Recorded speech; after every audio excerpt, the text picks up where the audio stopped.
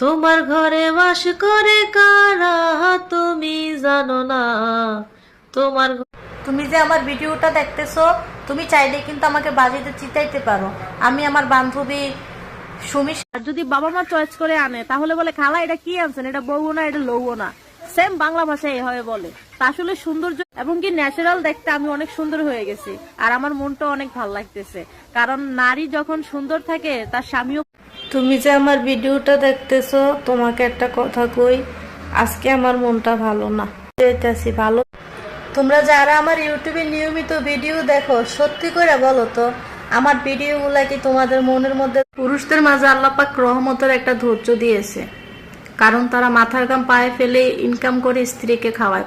যে টাকা খরচ করলে সুন্দর হওয়া কোনো বিষয় না, কোনো ব্যাপার না, আমি সেটা বিশ্বাসই করি নাই। তো উনি আমাকে বললো যে আপনি আমার কাছ থেকে টাকা থাকলে সব সম্ভব। এই যে আমার এখন যে চেহারাটা দেখতেছেন না, এটা কিন্তু ফিল্টার ছাড়া একটা ভিডিও। একজন নারী যে রূপ লইয়া অহংকার করে, সেই রূপ একটা পুরুষ প্রতিদিন রোদে পোড়ায়। একটা পুরুষের ব্যস্ততার অজুহাত দেখিয়ে তোমার প্রিয় মানুষ যদি তোমার খোঁজ নেওয়া ছেড়ে দেয় বা খোঁজ কম নেয় না বললে চলে। সাধারণ একটা উদাহরণ দিই, ধরেন আপনার প্রিয় মানুষ তো 3 বেলা খাবার খায়, তাই না? 3 বেলা খাবার খেতেও তো সময় লাগে। তোমাকে তো আমি আইসক্রিমের বক্স ভেবেছিলাম প্রিয়, কে জানতো তোমার ভেতরে যে। তোমার সাথে ফুলকে মেলাবো না, কারণ ফুল সবার, আর তুমি শুধুই আমার।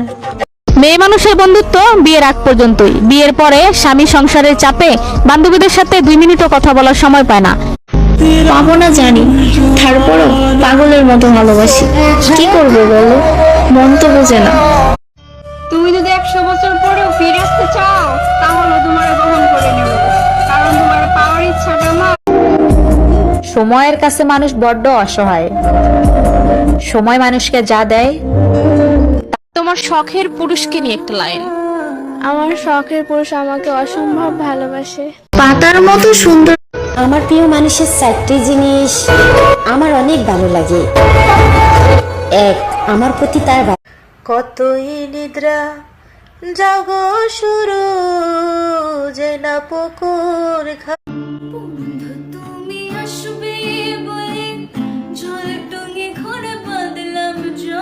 তুমি কি জানো, তুমি না থাকলে আমার সবকিছু ফাঁকা ফাঁকা লাগে।